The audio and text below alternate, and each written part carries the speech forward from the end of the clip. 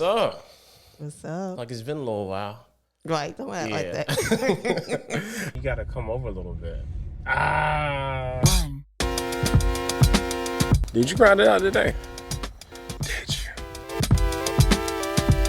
And today's gonna be a doozy of a topic. No, it's not. All right, let's hang with Jones episode 47? 40-ish. I think it's 47. I'm Rashad. I'm Kesha. Yeah, of course, we appreciate you guys. Like, sharing, and subscribing, all the things. Make sure that you all do that. Hit the bell, too. Of course, we try to release a new episode every Monday at 7 a.m. Doing reviews currently for Falcon and Winter Soldier. And the kids got something to say, drop when they can get their minds right and focused. When they have something to say. Mainly. I had a really good question for you. And it's something that we talked about before, but I just want to talk about it again. And that is the issue of potential. One of your favorite things you say is, do not try to date and or marry potential. Could you expound upon that? Okay, so many times in relationship, sometimes people date or marry people who they think is going to be this person. So it's that I'm not going to marry you or date you or who you are right now. I'm looking down the road at this person you may become, like this ideal spouse you may become. And I always say that's such the wrong idea, because that's your dream. Doesn't mean that was that person's dream. Doesn't mean that was that person's expectation for their life. So it could be unfair, because it's like you're holding that person hostage to something that they don't even know they're being held hostage for. Because my thing is this, I kind of felt like I had a lot of potential, and that was really all I had to offer at the time. So especially early on, when we were dating, I didn't have a job. I had no discernible income. I was really just, just struggling and surviving, good times, but didn't really have a lot to offer in regards to, the relationships in my eyes in certain aspects. So for me, it was like, I don't understand how you don't date potential, when for me, all I really had was potential. Okay, so I say don't date potential. Let's say if I had the thought, and we kind of been talked about this, that when we got married, we found out years later that we were marrying different things, different perceptions, different potential in each other. Yeah. And I think some of it is going to happen. It's natural. But when I say, even with that, okay, I couldn't say I want you to be a medical doctor and you in school for mass comm. True. That if I keep pursuing it, eventually he gonna change his mind and he's gonna be a medical doctor. That's marrying potential. That's loving potential. One thing what we did, and Rashad mentioned several times, that sometimes a relationship could be a business. We actually planned, and that's what made, I think, kind of crossed it over from making it potential to more so, okay, this is our plan. It was very in order. Okay, we're going to finish school. After school, we plan to work here. After we work here, we're going to do this. It was kind of, it was a plan. So it didn't make me feel like it was potential. Now, don't get me wrong, not to say we don't grow, but Right. if my whole potential of marrying you is totally different than who you are, it's not real. So going back to, we said the statement that after years later we got married, it was like we were marrying two different things. So ultimately we were married potential. And one is your perception of a wife. Right. And my perception of a husband. Your perception was pretty much stay-at-home mom. Yeah, for the most part. My perception was he works and I choose if I want to work. And I didn't really want kids, or neither had a desire to definitely be a stay-at-home anything. And that's still not my desire. You just want to work from home. Yeah, I just want to work from home. I want money to come in and me not to do a lot for it. Yeah. Money coming from now. And I tried to stay at home, and it was terrible for me. I mean, we go to doctor's appointment, and Rashad like, Kesha, what do you dress up for? Like, I'm dressed to the nine. I'm going to the doctor. It's like, That's all you go. I was just so excited to get out of the house. And I was a stay-at-home mother like twice. And the second time I was stay-at-home mother, I was like, I got to get a job because this staying-at-home mother stuff is harder than working. Yeah. I need to find me a job so I can have a day off. So when we say that was marrying potential, at the time, we didn't know that was our perception. Sometimes we just assume that that's what it is. Yeah. Because in my family, the men, you're the provider, and my perception is the wife gets to choose what they want to do. Right. It's kind of interesting how the potentiality of what we thought a relationship was going to look like was never really communicated. And then we based the next 7-8 years off of those preconceived notions. And that's how we operated and didn't really take the time to sit down and really have a true conversation about those things. And that could have avoided like a lot of arguments. Yeah, a lot of back and Headaches. forth. Yeah, a lot of not understanding, like why are you even thinking like this? So this this don't make sense to me, but this don't make sense to you. But not having the language to be able to tell you like what this really is for me. I agree. I don't think we didn't even notice it. We didn't know until I don't know what happened that we sat down and was like, hey, what did you think this marriage thing was going to be like? And I don't know what happened before then, but when we kind of had our potential relationship, it wasn't what we got. No, not at all. No. Not at all. So then it's kind of like, well, how do you move on from there? It's kind of like a good, bad thing. One, you simply have to adapt. Either you adapt or you end the relationship. That wasn't, and I feel like in a relationship there is some give and take. You know, certain things I'm like, this is my bottom line, and I'm not going to change this, and vice versa. And some things like, I don't have to sleep on the right side of the bed. I can sleep to the left side. You know. Yeah. Hence, like what you want to negotiate and what are your non-negotiables. Mm-hmm. So potentially, so many times I have heard individuals marry, and see, I'm gonna say I heard a lot of women. I don't know if you hear the opposite of men marrying women out of potential, but I hear a lot of women marrying men out of potential. I think I just know he can be a good man because if he do, and I see him on weekend where he nice to the kids, and that's not even kids, so I know that he can be a great father. And that was sometimes never in his vision of being a father. Yeah, and I think on the male side is more of I feel that these are the way things should be. So the potentiality of the relationship is more based on what they view it, even though that's not how they said it. So where does the ideas come from? Like, why do we come up with this potential? It goes back to kind of how we were reared, and even how we view. How can I say this? We're in school, right? And somebody tells you like, oh, you have the potential to be anything you want to be, and on the real, it's like, do I really have the potential to be anything I want to be? Mm-hmm. And then we take that same sort of reasoning as we get older, and then it gets perpetuated by basically the adults around us. And then those things get told to us. We listen to it more. We hear it. We internalize it, and then we start to venture off into relationships. Mm-hmm. And when there's no good example, a true example of a relationship, the only thing you can actually do is talk about, oh, my man got potential. He's doing this, that, and the third, but they're not really doing what you want them to do.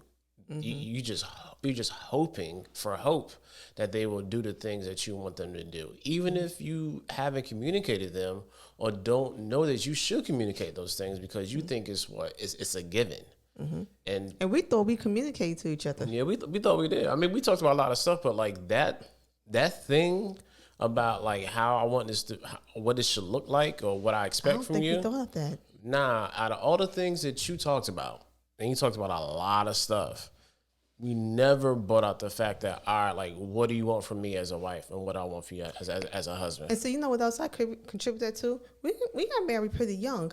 Our mind wasn't even developed to go there yet. Nah. So that's why those conversations. Okay, mental health, cognitive ability doesn't come about until the age of 25. About 25, 26, that's when you be able to cognitive process things. So when you ask your kid who's even 21, why did you do this? And they say, I don't know. They're not lying.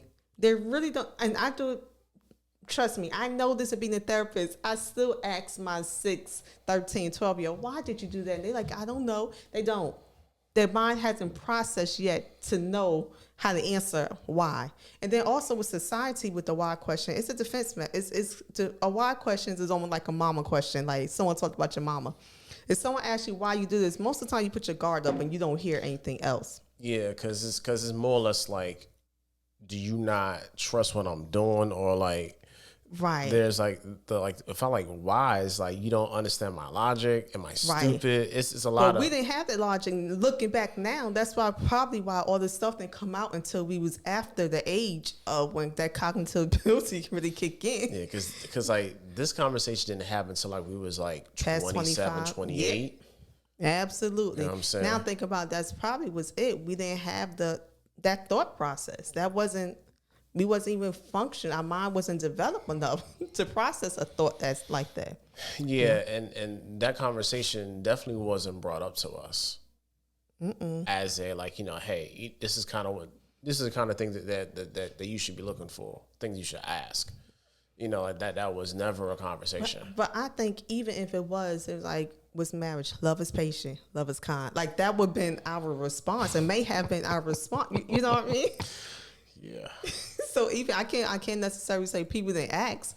I think our response was kind of canned response that you feel like love doesn't burn. Yeah. I think it doesn't keep an account of offenses. Right.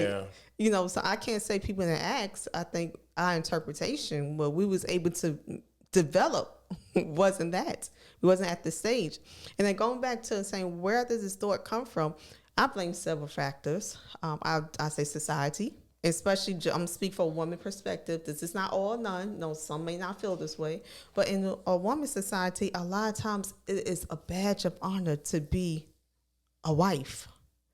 And we have talked about this so many times that when we got married, I had a barrage of people telling me how a marriage should be. And I'm like, well, I'm apparently married myself because no one came to him and said, this is how marriage should be. And it was all other women telling me what I need to do as a wife. And it was like the stereotypical.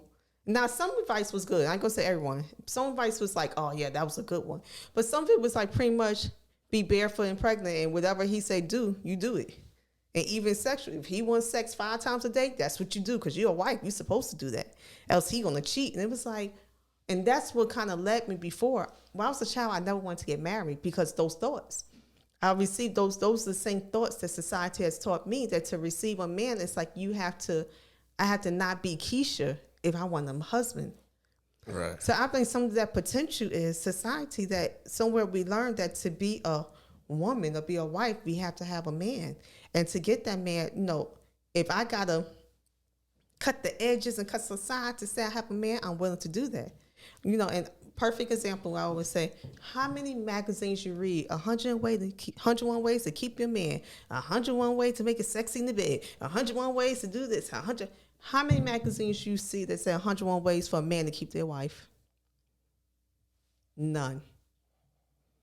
I even go back to our nursery rhymes. Now I said this over, all our nursery rhymes is a damsel in distress, the Cinderella cartoon cat, whatever, laying there, just sitting there, can't live until a man come and rescue them on their white horse. Yeah. And then they live happily ever after. But we don't say anything where maybe Prince Charming is a baby daddy. When money comes, but after that, it gets the illusion that a woman can't do anything unless a man come and rescue you. So then it's like, okay, what happened if that man come and rescue you is not the man? It really wasn't a good fit. Right. So that's what I blame it on society. And somewhere down the line, we took it in as this is what dating and marriage is supposed to look like. I'm supposed to accept them and help them become the man they're supposed to be. Where I'm always supposed to be the woman I'm supposed to be. True. So basically, you're saying men are trash and we need to get our acts together. No, because honestly, a lot of times who create those stories are the women. I'm just joking, but yeah, like I feel what you're saying though, and there's the issue with potential, especially when it comes from a man and like a man trying to get in a relationship with a woman, when the woman has to play all of these roles for the man, and the man has no way to reciprocate those things Just back. show up. Yeah, like I just, I just got to be here. Like, what you doing? I'm the man. Right. I went to work yesterday. Yeah. Did you come home? I'm the man. I'm the man. You know what I'm saying? But even certain stores, I remember we went to a public outing, and I was sitting down eating. By that time, we had two or three kids, and it was asked like, why didn't you make his plate? I'm looking like, you see all these kids we have. If I wait in line every time, I ain't never going to eat. So we had a system of, look, you go in line, I make a plate, and I make my plate, and I make a child plate. You make your plate, you make a child plate, and the oldest one was able to hold the plate.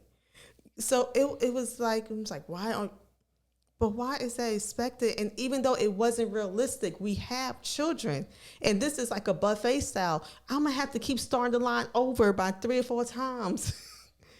It was never anticipated that you should help out because you're a man. So I think sometimes marriage potential is just the story of, if I want a man, I got to accept some things.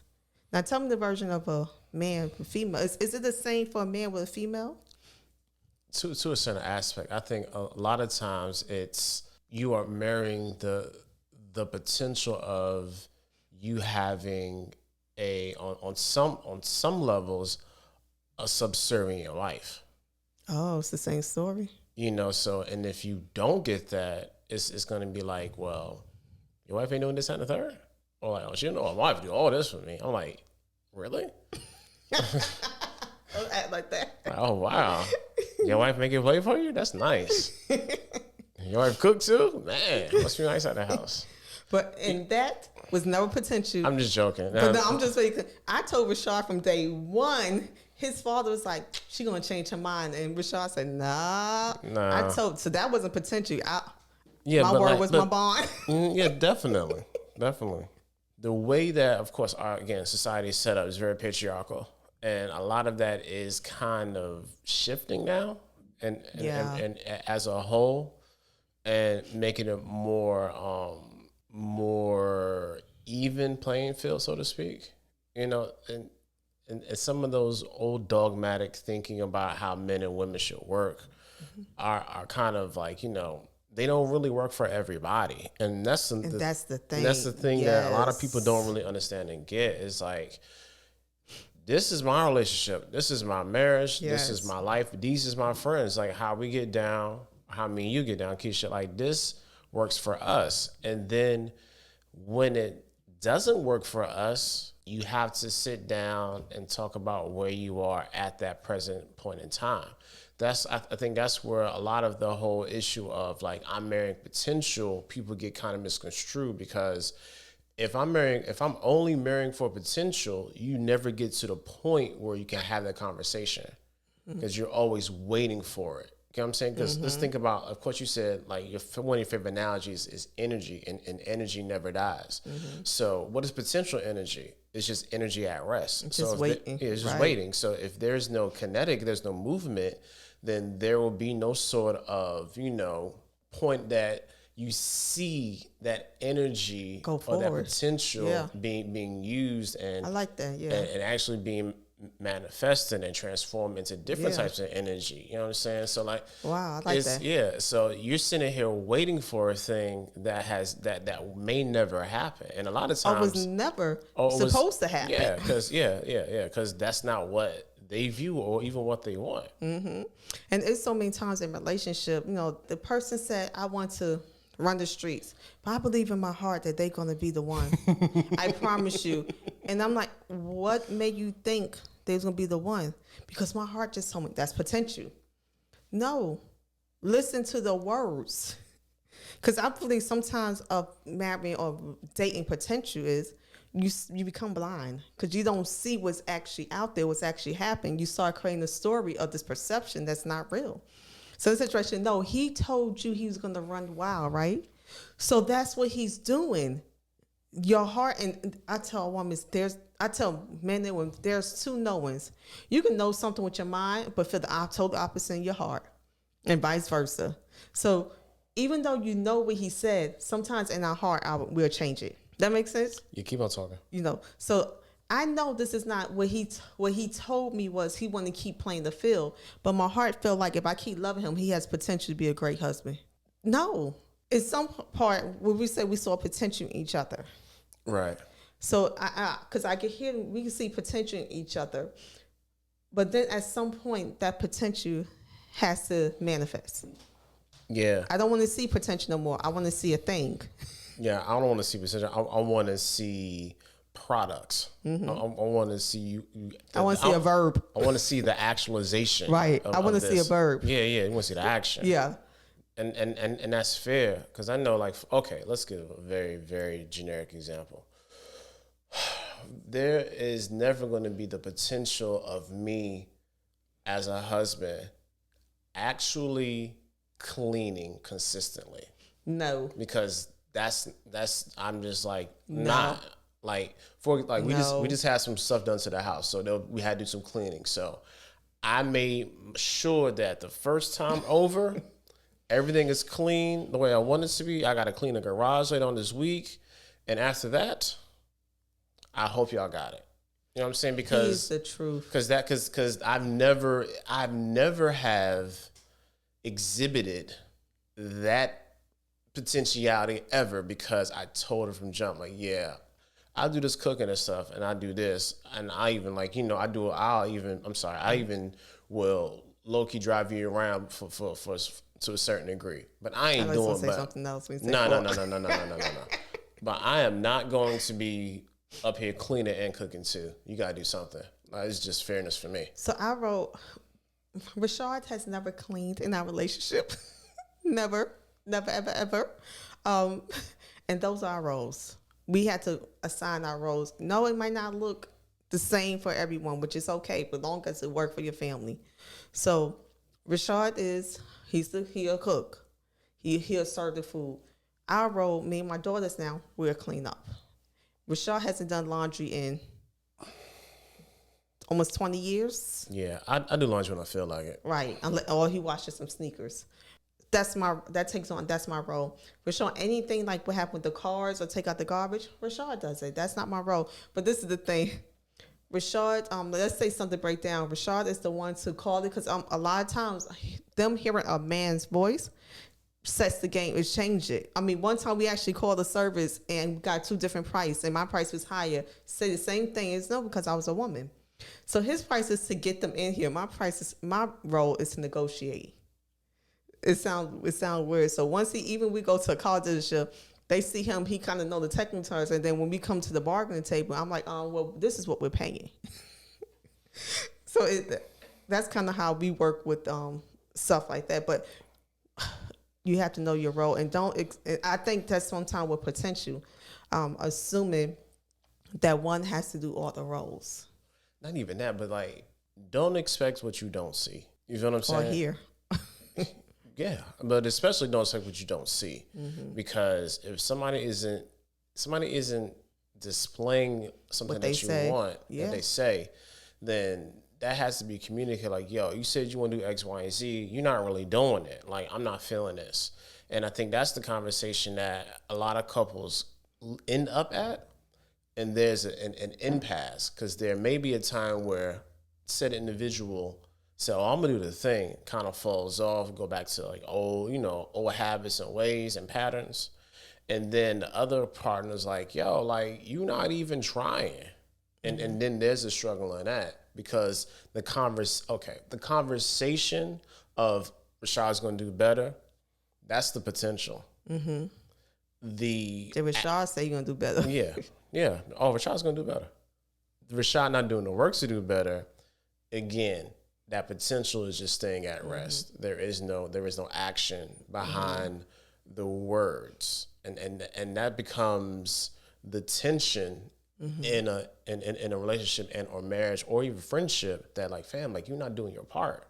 And then when one person is inexorably doing more than the other, it becomes an issue of, I feel weighted, I feel stressed. Now, like, I don't see how we're gonna get out of this. Like, you just here and you're not doing nothing, and that becomes a potential issue for what?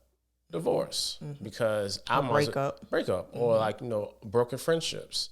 I don't like why I need you if this is what it's gonna be. But even going a little farther, Rashad never said he wanted to do all this.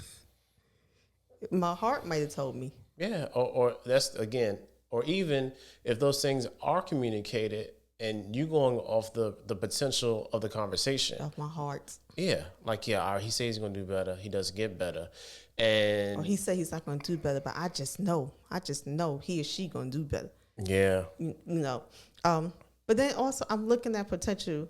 Do you think sometimes potential is really just loving love, or loving the relationship, or loving marriage, and not necessarily the person? Yeah, that looks like people who are married but don't live together, or like married together, don't live in the same bed, or married together and don't love each other, but have their own little side piece here, side piece there. Or right after the wedding is a divorce. Yeah, I'm infatuated with the idea, but not really in love with the work. What happens after you take off that wedding dress, which I never had one. We didn't have a wedding like that. You ain't got to say it like that. But what happened after the I do's? Yeah, then comes the work of it, and it's a hell of a lot of work. And if you're not ready for it, you will get smacked in the face with the work.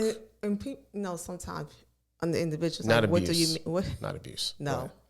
The work, not abuse. Yeah. Not get you this work. I'm sorry. Go ahead. Sometimes individuals will ask, like, what do you mean that marriage is a lot of work? I would say, if you ever had a customer service job, marriage is a customer service job 24/7. You have to, am I right? Wow. You have to say the right words. You have to, now you're accountable for someone. Someone's accountable for you. You can't just walk out and buy deuces. That person's going to be like, where are you going? You have to be friendly. You still have to remember the please and thank you. You still got to remember the core values of the business. Yeah. You still can't remember. So I say it's almost like it's 24-hour customer service. If you're like a regular person, after a while, like after your job over, you're like, okay, for a woman, I'm taking off my bra. I'm easy now. Wow, that is a really good analogy, man. Like, I think we should stop right there. I ain't much better than that. But like, yeah, like that's the potential can be such a killer, and it can be a dream killer if that potential isn't not set in reality. And then it's set in reality, or if it is communicated, isn't actuated. Like, there has to be some sort of movement. So that was real good. That whole thing. I think it goes back to faith without works is dead. Potential. And the fact that you said potential is making a story of a thing that's not real is like, oh man, like, yeah. Yeah, I had to write that down. That was. Oh, you wrote that? That's what you. Yeah, that's deep. Heavy episode here, guys. Like, share, subscribe. I hope you can start to reevaluate your relationships, and also not even that, but like how we view and how what we expect, and really take into consideration, should I even be expecting this? Have I communicated this? And how do I want to move forward in the midst of it? So Agreed. I think that's pretty good. We will see you all next week. Happy Resurrection Sunday. For those who know, risen. For the people, for the believers out there. And that's all we got, man. See you next time.